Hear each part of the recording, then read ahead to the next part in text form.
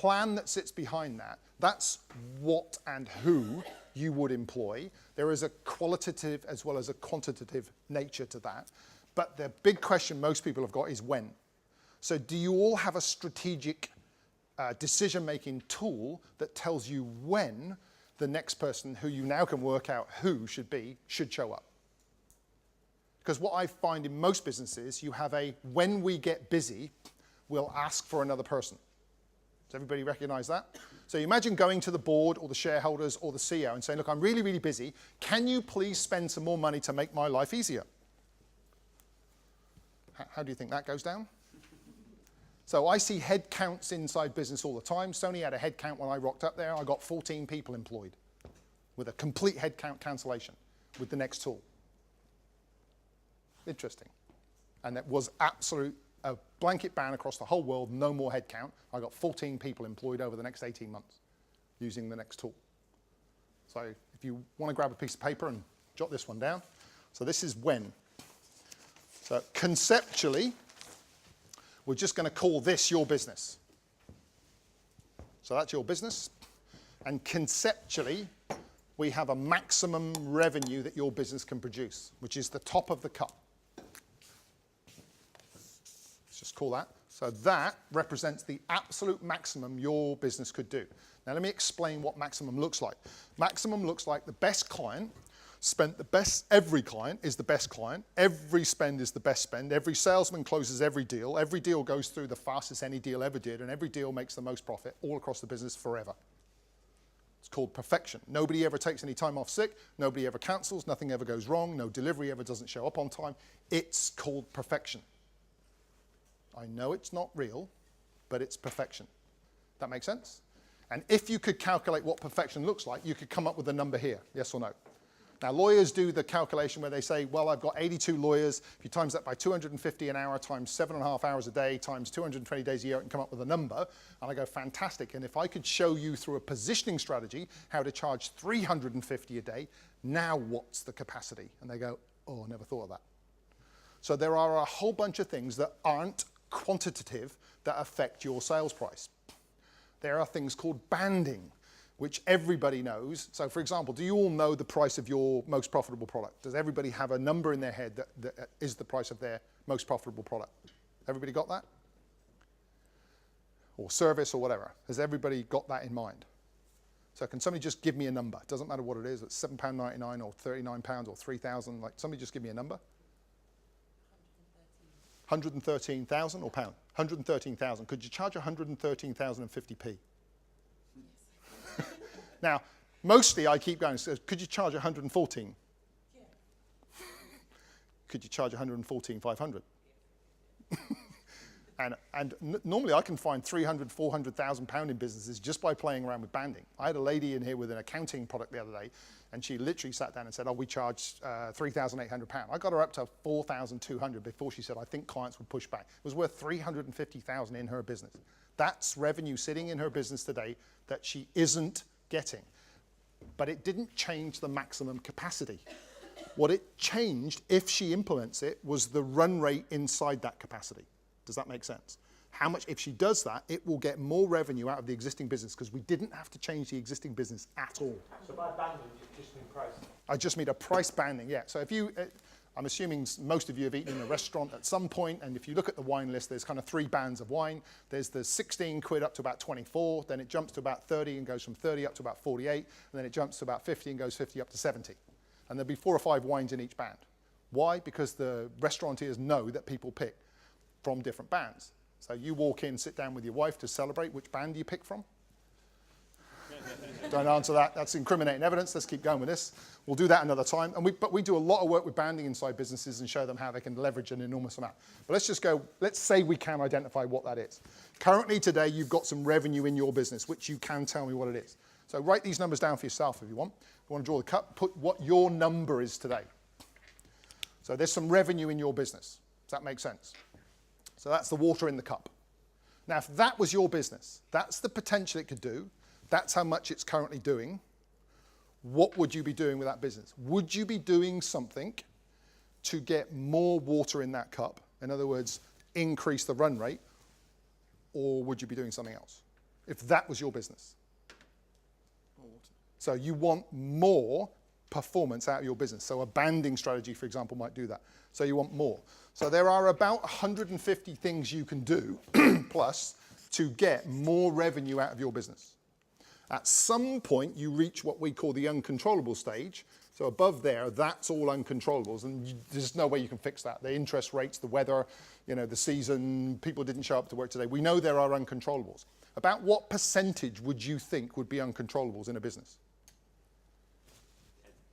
So 10 minimum, that's quite low. That's still an incredibly efficient business. So somewhere between 20 and 25, we normally say is reasonable to expect. You wouldn't want to try and run a business any more efficiently than 75%. Imagine if you had to do everything at 70 to 80% efficiency. You can't drop many balls at 80% efficiency. Is that fair? You ran your car at 80% of its maximum all the time. Like, it's not going to last very long.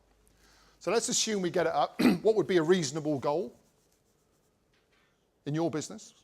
Well, 60 plus. So let's say we get up to 60 plus. Now what do? We filled the cup up to there. Now what do? Get a bigger cup. How much bigger? So you're going to double that and pour that revenue into this cup. How's that going to feel? And the word is uncomfortable. There are only 6 things you can do to grow a business. Only 6.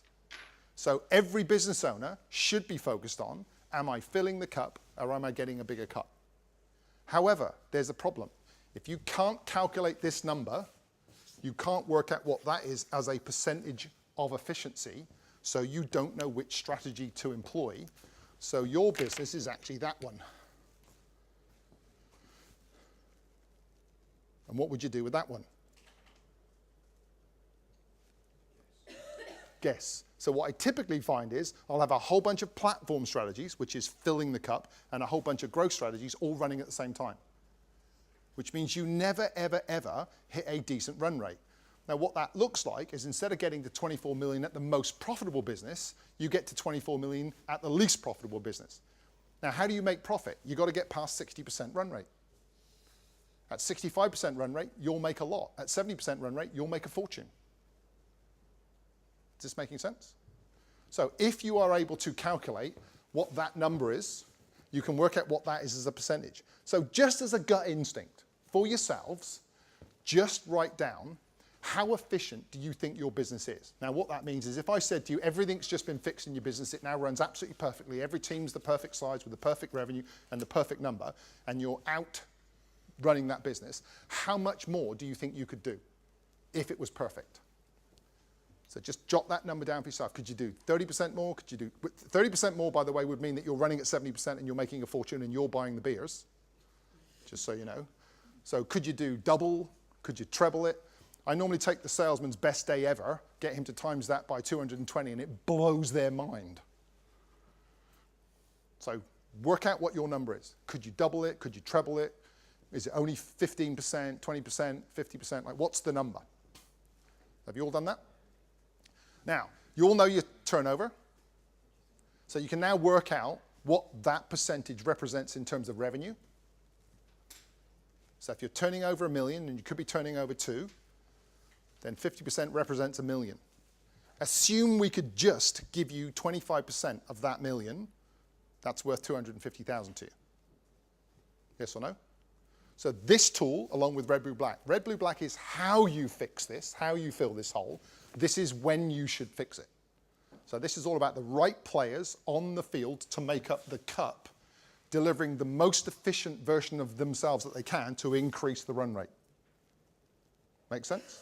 Now, if you can do that, what that basically means is you can calculate what percentage that needs to be in advance so you don't build this business called the go-bust business, where you move into a new factory and you take 6 new staff on and you employ 2 new distribution channels and suddenly you can't make the rent or you can't pay your bills. Banks will lend up to 30% more to somebody that walks in with a capacity plan because it demonstrates they're not going to go bust. Is this making sense? Okay, if you can calculate that number every time, and we can show you how to do that, then you can fill the cup, build a cup, fill the cup, build a cup, fill the cup, build a cup, fill the cup, build a cup. Now there's one key to do with this. How many of you have annual visions for your sales, or quarterly visions, or a 5-year plan? How many have got the 5-year plan? And it's all based around numbers. Okay, so we're going to try this. This has no time scale wrapped around it. So I don't care how accurately you've done it, nobody I've ever met has ever exactly hit the number they predicted on the exact date they predicted it. They either overshot it or undershot it. Yes or no? Nobody's ever gone, we were going to do 12 million, and on the day we said we were doing 12 million. They're doing 12.8 or they're doing 11.7, and they'll go near enough's close enough. And I go, okay, that's fine if you're planning, but if a bank sees that, they start to go, well, you didn't know then. It was a guess, which most sales forecasts are, by the way. Here's every business model plan I've ever seen. And I'm talking about some of the most sophisticated I've ever seen, from quant mathematicians. Never seen a business plan yet that said, as we grow, our margin's going to get squeezed and we're going to make less money. Could you please lend us some money? Doesn't tend to happen, okay? What typically happens is costs do this, sales do this, and you go to the bank for funding. Not every business, nobody in this room I know. So if we are able to do this, and we say, no timescales, let's just go as quickly as we can from that point to that point. Now let me give you an example. If I say to you, you've got 15 minutes to get ready before the bus leaves for Hawaii outside, I'm paying. How long do you take to get ready? 10 minutes, okay. If I said you've got an hour to get ready, how long do you take? An hour. But if I said, let's be out there as quickly as we can. Nobody takes an hour, do they? Like the bus is leaving to Hawaii, can't tell you when, let's just be out there as fast as possible. How many would just go straight out now? Like, stuff the bags, like, we'll just go stand out. We might wait out there for 15 minutes, but that's okay. Like, you'd be out there. So with this, we just go, let's go as fast as we can. So the last business plan I saw from a bunch of quant mathematicians said we're going to hit 10 million in 5 years. Do you know why people pick 10 million in 5 years?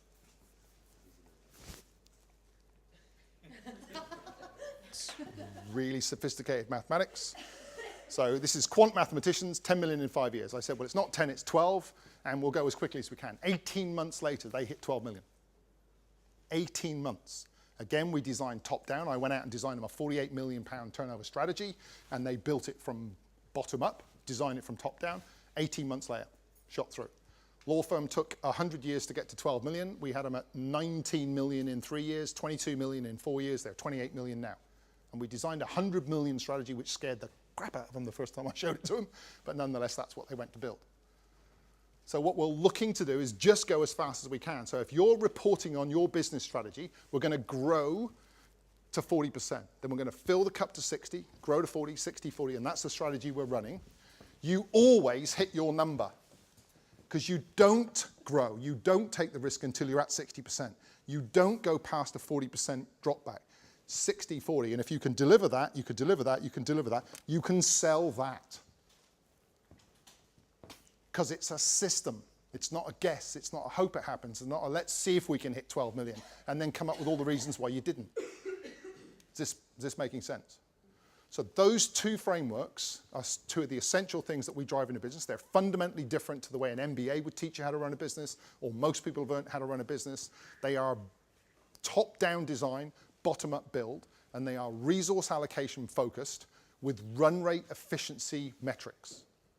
It's completely different to the P&L world, to a spreadsheet, to a sales forecast, to a profit and loss forecast. It makes all of those redundant. Now you can build one underneath if your CFO can't understand this. Most CFOs do very quickly pick this up, by the way, and run with it very quickly.